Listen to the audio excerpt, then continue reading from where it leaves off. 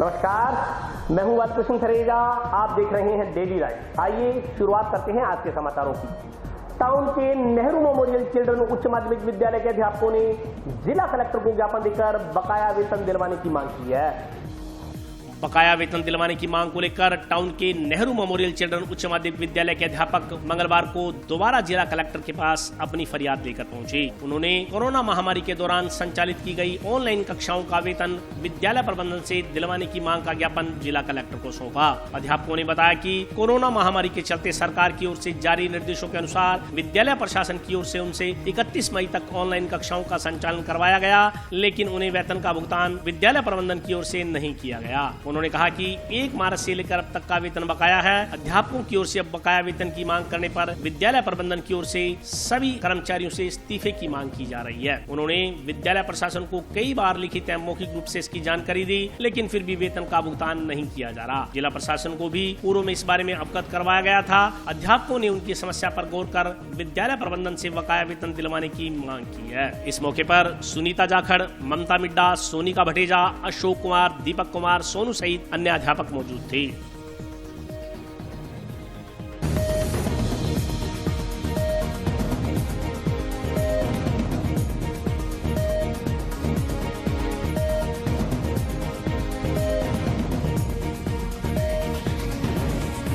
मामला ये है, आज Shri Nehru memorial children school के हम लोग शिक्षक हैं और माननीय कलेक्टर महोदय के ऑफिस में आज हमने ज्ञापन दिया है। तीसरी बार ज्ञापन दिया है, पहले भी हम 2 बार दे चुके हैं।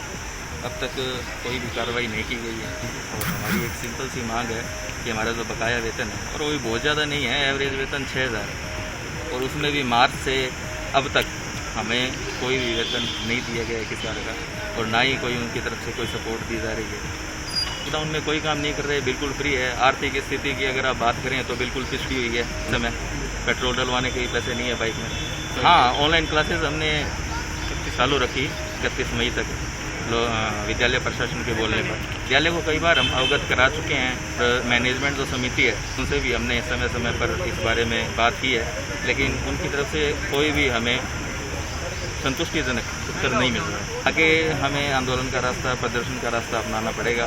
हमें माननीय कलेक्टर महोदय पे ये विश्वास है कि इस बार हमारी मांग मानी जाएगी और हमारा वेतन हमें दिया जाएगा। जंक्शन पुलिस ने अवैध पिस्तौल व 2 जिंदा कारतूस सहित एक व्यक्ति को गिरफ्तार किया है। आरोपी के खिलाफ आर्म्स एक्ट के तहत मामला दर्ज किया गया है। अवैध पिस्तौल व 2 जिंदा कारतूस सहित एक व्यक्ति को सोमवार रात जंक्शन पुलिस ने गिरफ्तार किया है। आरोपी के खिलाफ आर्म्स एक्ट के तहत मामला दर्ज किया गया है। इस संदर्भ में जानकारी देते हुए जंक्शन थाना प्रभारी नरेश गैरा ने बताया कि अवैध हथियारों की धरपकड़ के लिए चलाए जा रहे विशेष अभियान के तहत पुलिस टीम गश्त कर रही थी। गश्त के दौरान मुखबिर से सूचना मिली। सूचना के आधार पर पुलिस डाइट भवन रोड पर पहुंची तो एक युवक पुलिस टीम को देख वापस मुड़कर भागने लगा। शक होने पर पुलिस ने पीछा कर युवक को दबोच लिया तथा उसकी तलाशी ली तो उसके कब्जे से 12 बोर देसी पिस्तौल व 2 जिंदा कारतूस बरामद हुए। पुलिस ने अवैध पिस्तौल व कारतूस जब्त कर मौके से रविकांत स्वामी पुत्र भंवरलाल निवासी मकान नंबर 11 सेक्टर 11 ITI कॉलोनी जेल के पास जंक्शन को गिरफ्तार कर लिया। जंक्शन पुलिस ने आरोपी के खिलाफ 25 आर्म्स एक्ट के तहत मामला दर्ज किया है।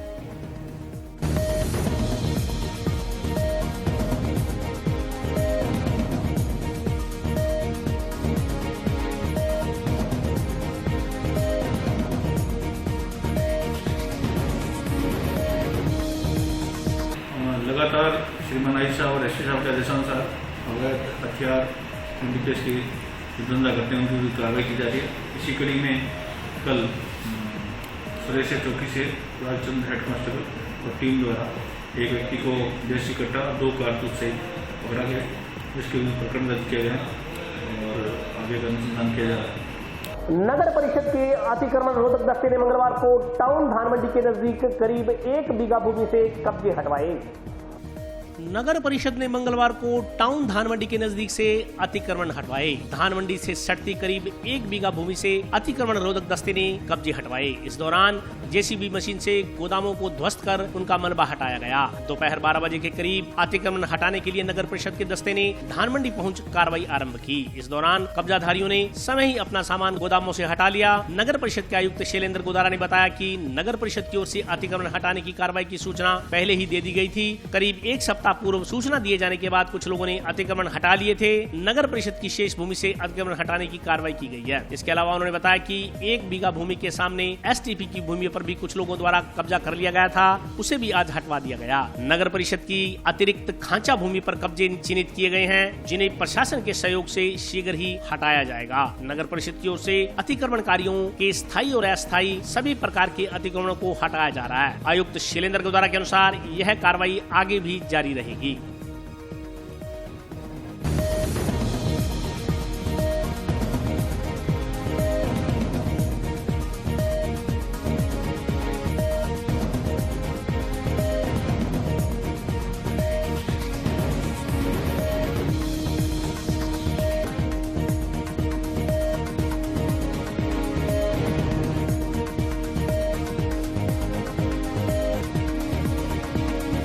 नगर परिषद की 1 बीघा भूमि पर कुछ लोगों ने अतिक्रमण कर रखे थे। 1 हफ्ता पहले कुछ अतिक्रमण हटा दिए गए। कुछ स्थायी अतिक्रमण हटाने के लिए उनको 2-3 दिन का टाइम दिया गया था। उनके द्वारा अतिक्रमण नहीं हटाए जाने पर आज सुबह अतिक्रमण हटवाए गए। इसके साथ ही उस 1 बीघा जमीन के सामने एसटीपी के पास बराबर में हमारी जमीन पे कब्जा किया था। उस कब्जे को मैंने नगर परिषद की भूमि अतिरिक्त भूमि पर कब्जे चिन्हित किए हैं। जिला कलेक्टर महोदय से, जिला मौका मजिस्ट्रेट और एसपी महोदय से पुलिस जाब्ता में लिया जाकर कब्जा किया। अखिल भारतीय विद्यार्थी परिषद के 72वें स्थापना दिवस के उपलक्ष्य में परिषद से जुड़े युवाओं ने जंक्शन स्थित भगत सिंह चौक पर चीनी उत्पादों के बहिष्कार का संदेश दिया। चाइना माल बंद करो,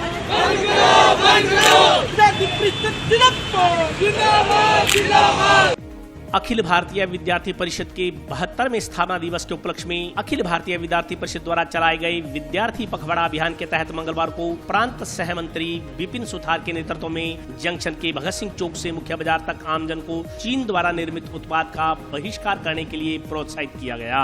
इस मौके पर युवाओं ने चाइनीज सामान की होली जलाकर समय चाइनीज वस्तुओं का उपयोग न करने व अधिकाधिक लोगों को इसके प्रति जागरूक करने की शपथ ली। वक्ताओं ने कहा कि भारत चीन सीमा प्रदेश के सिपाहियों की शहादत से अब पूरे देश में चीन के प्रति रोष व्याप्त है। इस रोष की लहर पूरे देश में चल चुकी है। उन्होंने कहा कि एबीवीपी की मुख्य मांग चाइनीज ऐप को बंद करने की थी, जिसे भारत सरकार द्वारा प्राथमिकता से मानते हुए इन ऐप्स को बंद कर दिया गया। इससे चीन आर्थिक रूप से डगमगा चुका है। वक्ताओं ने कहा कि लोग अगर स्वेच्छा से चीन के उत्पादों का उपयोग करना बंद कर दें तो चीन का अहम टूट कर बिखर जाएगा। उन्होंने कहा कि एबीवीपी पखवाड़े के तहत ग्रामीण व शहरी क्षेत्र में अलग अलग कार्यक्रमों का आयोजन किया जाएगा। इस मौके पर महेंद्र सोनी, शशांक वालिया, विकास स्वामी, सुरेंद्र स्वामी, राहुल मांडन, दिनेश रावत, मनोज पाल, अंकुश कुकरेजा, मयंक शर्मा, वंश प्रताप, अमित तिवारी सहित अन्य कार्यकर्ता मौजूद थे।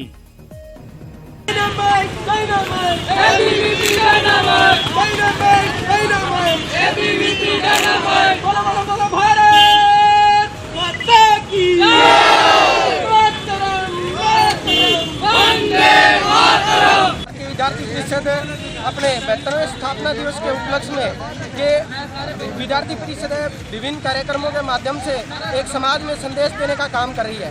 विद्यार्थी परिषद लगातार पिछले 9 जुलाई से लेकर अब तक लगातार जिले में और पूरे प्रांत भर में कार्यक्रमों का आयोजन कर रही है, जिसमें कोरोना महामारी से बचने के उपाय एवं विभिन्न प्रकार की समस्याओं को लेकर जन आंदोलन के रूप में आंदोलन भी कर रही है। विद्यार्थी परिषद ने आज हनुमानगढ़ इकाई द्वारा चाइना बहिष्कार का कार्यक्रम किया, जिसमें चाइनीज प्रोडक्ट के बहिष्कार करते हुए विद्यार्थी परिषद के कार्यकर्ताओं ने यहाँ पे जो चाइनीज प्रोडक्ट है उनको जलाया तथा यह शपथ भी ली है विद्यार्थी परिषद ने कि अब से हम विद्यार्थी परिषद के कार्यकर्ता और इससे पहले भी विद्यार्थी परिषद आंदोलन करती आई है कि हम चाइनीज प्रोडक्ट का है वो निरंतर बहिष्कार करते रहेंगे। जो हमारे देश की सीमाओं पर हमारे सैनिकों के साथ इस प्रकार से दुर्व्यवहार करते हैं, उस देश का कोई भी सामान हम नहीं खरीदेंगे।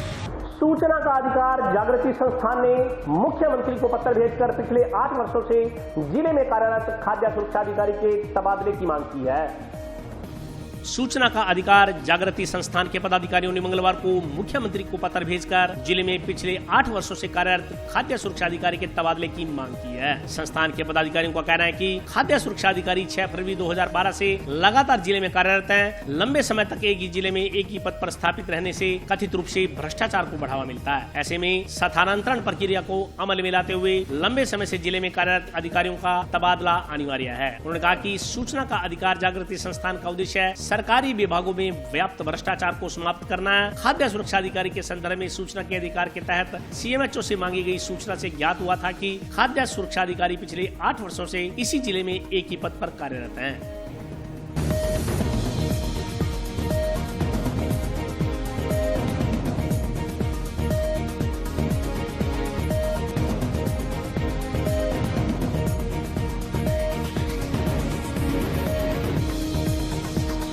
आपको विदित है कि हमारा सूचना का अधिकार जागृति संस्थान जो है भ्रष्टाचार मिटाने के लिए प्रयास करता रहता है।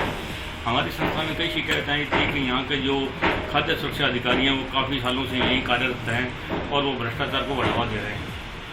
तो मैंने CMHO साहब से ये पूछा था कि श्री हरिराम जी वर्मा जो है खाद्य सुरक्षा अधिकारी कितने सालों से यहाँ कार्यरत हैं। तो उन्होंने सूचना के अधिकार में हमें जो सूचना दी है उसमें लिखा है कि ये 6 फरवरी 2012 से इसी जिले में कार्यरत हैं। 8 साल से एक ही पद पर एक ही जिले पर कार्यरत होना हमें ऐसा लगता है कि जैसे ये भ्रष्टाचार को बढ़ावा दिया जा रहा है और इसके लिए आज हमने मुख्यमंत्री महोदय को शिकायत लिखी है कि इनका तो तबादला किसी अन्य जिले में किया जाए। एक ही पद पर इतने सालों पर रहना मुनासिब नहीं है। और अभी वक्त ब्रेक का, हाजिर होता हूँ छोटे से ब्रेक के बाद।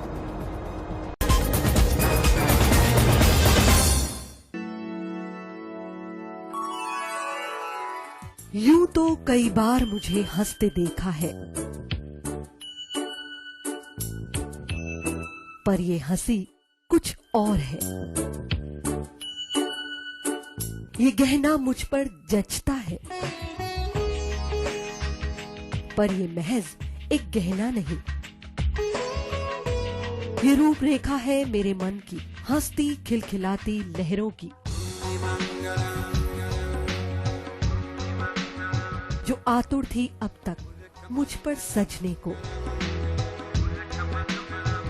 इसलिए ये गहना ही मेरा सच्चा श्रृंगार है, श्रृंगार है, श्रृंगार है।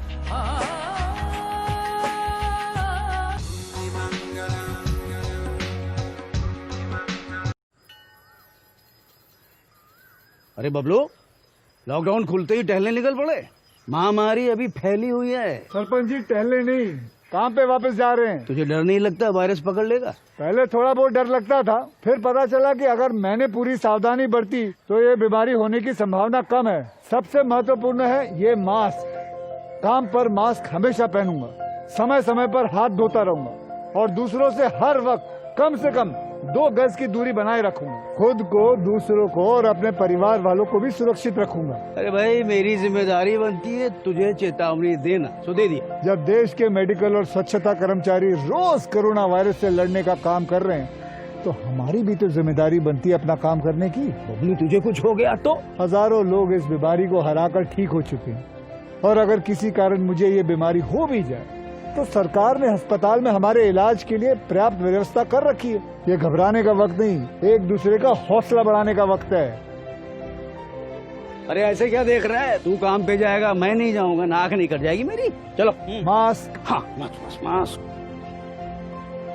अरे नाक तो ढक लो। हाँ। कोरोना वायरस से हमें लड़ाई जारी रखनी पड़ेगी और उससे डर कर नहीं, पूरी सावधानी के साथ डट कर चलिए। रुकी जिंदगी को आगे बढ़ाएं, देश को आत्मनिर्भर बनाएं। जय हिंद।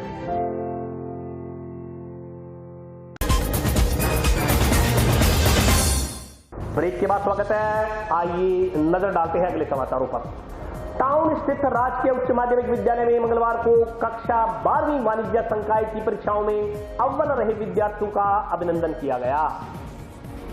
माध्यमिक शिक्षा बोर्ड अजमेर वाणिज्य संकाय कक्षा 12वीं के परीक्षा परिणाम में सरकारी विद्यालयों का एक भी विद्यार्थी इस वर्ष फेल नहीं हुआ है। जिले भर के 16 राजकीय विद्यालयों में वाणिज्य संकाय संचालित है। इन सब का परिणाम इस वर्ष 100% रहा। इसी क्रम में टाउन स्थित राजकीय उच्च माध्यमिक विद्यालय में वाणिज्य संकाय के परीक्षा परिणाम में उत्कृष्ट प्रदर्शन करने वाले विद्यार्थियों को विद्यालय प्रबंधन की ओर से सम्मानित किया गया। इस दौरान आयोजित कार्यक्रम में अध्यापकों ने परीक्षाओं में अव्वल रहे विद्यार्थियों को साफा पहनाकर उनका अभिनंदन किया और उन्हें उज्जवल भविष्य की शुभकामनाएं दी। फोर्ट स्कूल की प्रधानाध्यापिका श्रीमती मंजू यादव ने बताया कि राजकीय विद्यालयों में शिक्षा प्रणाली में सुधार होने के साथ ही विद्यार्थियों का शिक्षा के प्रति रुझान भी बढ़ गया है। राजकीय विद्यालयों का परीक्षा परिणाम गत वर्ष की अपेक्षा इस वर्ष 100% रहा। वहीं परीक्षा में अव्वल रहे विद्यार्थियों ने अपनी सफलता का श्रेय अपने गुरुजनों और परिजनों को दिया है।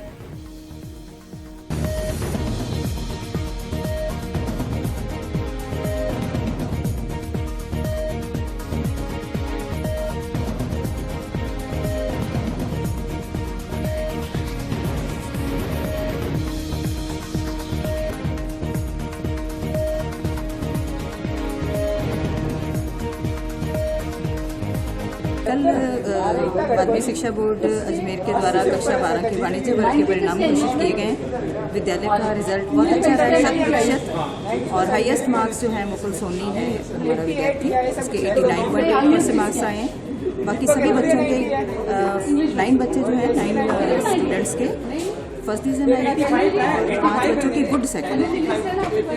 हम बहुत खुश हैं। आज विद्यार्थियों को सम्मानित किया गया है, बच्चे भी बहुत खुश हैं। उनकी फोटो वगैरह करवाई है हमने और सबको प्रवेश के लिए भी हमने बच्चों को मोटिवेट किया भी और बच्चे यहाँ पर एडमिशन लें, ताकि गवर्नमेंट स्कूल का जो है इमेज जो भी इसका माध्यम है, ये बच्चे ही होते हैं, तो बच्चों के माध्यम से एक बार एक मैसेज आए कि यहाँ के बच्चे बहुत अच्छी मेरिट ला सकते हैं और आगे बढ़ सकते हैं बहुत अच्छी सुविधाओं के साथ और कम खर्चा करके, तो बहुत अच्छी जगह प्राप्त कर सकते हैं।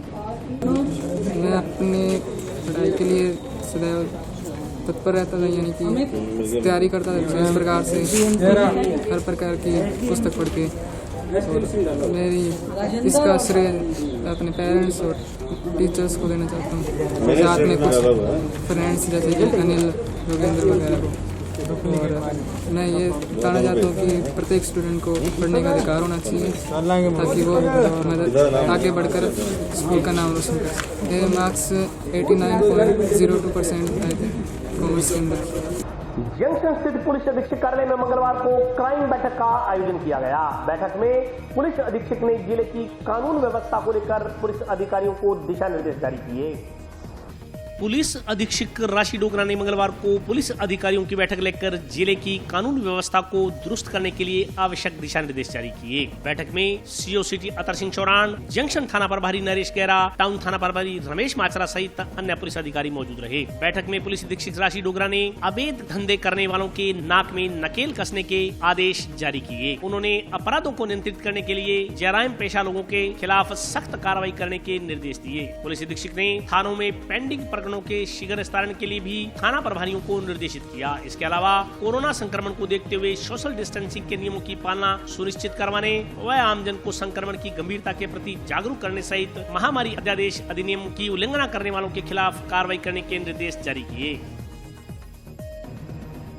श्रीमान एसपी साहब द्वारा आज सिटी सर्किल, जिसमें सीओ साहब, एसएचओ टाउन सदर और गोलवाड़ा जंक्शन की मीटिंग हुई थी, जिसमें एसपी साहब द्वारा अधिक से अधिक जुआ सट्टा को कार्रवाई करने, एनडीपीएस, आर्म्स एक्ट, शराब, अवैध शराब के विरुद्ध कार्रवाई करने के निर्देश दिए गए और पेंडिंग जो पत्रावलियाँ हैं उनका निस्तारण शीघ्रता से करने के आदेश भी दिए गए।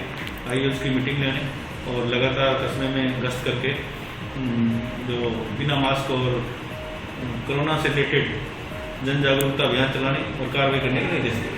हाँ, बिल्कुल इस संबंध में मुखबिर मांग की गई। अभी लगातार 3 कार्रवाइयाँ की गई हैं निर्देश की और ये अभियान लगातार जारी रहेगा।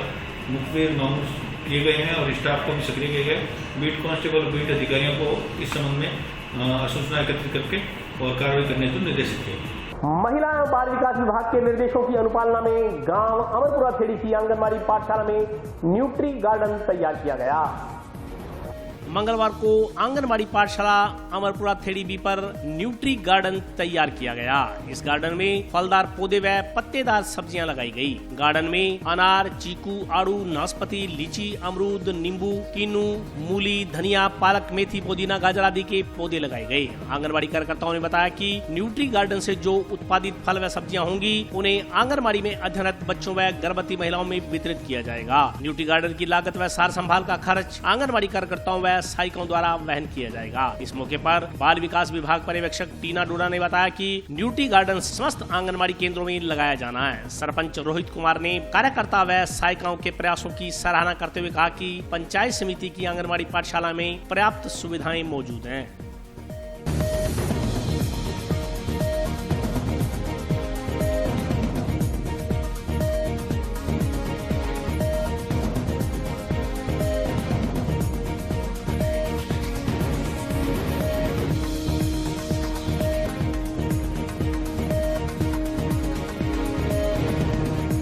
अमरपुरा थेड़ी में अपने आंगनवाड़ी के अंदर अमरपुरा थेड़ी बी पर न्यूट्रिशन गार्डन की तैयारी के तहत यहाँ पे फलदार जो है पेड़ पौधे लगाए गए हैं। हमारे महिला और बाल विकास विभाग की योजना है कि आंगनवाड़ी केंद्रों पर न्यूट्रिशन गार्डन को विकसित किया जाना है, जिसके तहत जो पौधे हम यहाँ लगाएंगे जिससे भविष्य में हमें जो भी फल सब्जियाँ प्राप्त होंगी तो उसका यूज़ हम बच्चों को यहाँ बनाए गए पोषाहार में करेंगे और जिससे कि बच्चों का और जो है अन्य हमारे यहाँ पे जो लाभ प्राप्त करने वाला समुदाय है उनके पोषण के स्तर को बढ़ाया जा सकेगा। तो इसी के तहत हमने हमारे यहाँ आज अमरपुरा थेड़ी बी में पौधारोपण का कार्यक्रम किया है।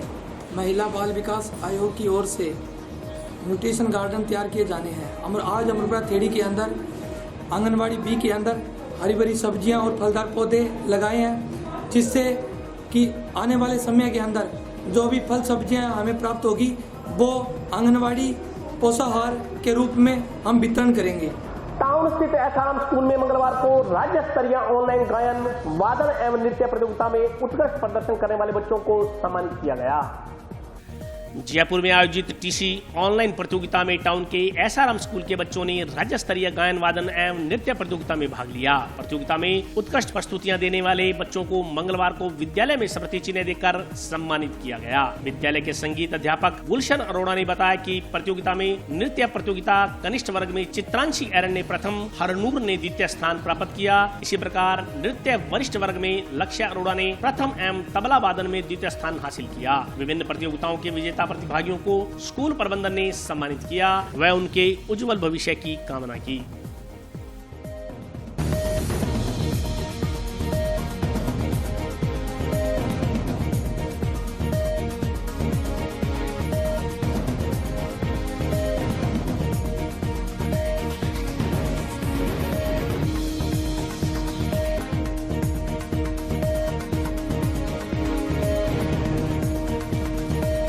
टीसी म्यूज़िक द्वारा आयोजित इस प्रतियोगिता में हमको भाग लेकर बहुत अच्छा लगा और मैंने टीसी म्यूज़िक द्वारा आयोजित इस प्रतियोगिता में डांस में सीनियर कैटेगरी प्रथम स्थान प्राप्त किया है व तबले में द्वितीय स्थान प्राप्त किया है।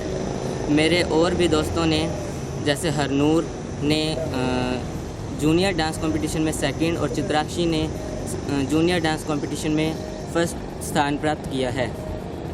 हमको बहुत खुशी हो रही है कि हमने यह पुरस्कार प्राप्त किए। और आज के लिए बस इतना ही। कल फिर हाजिर होता हूँ नए समाचारों के साथ। तब तक के लिए नमस्कार।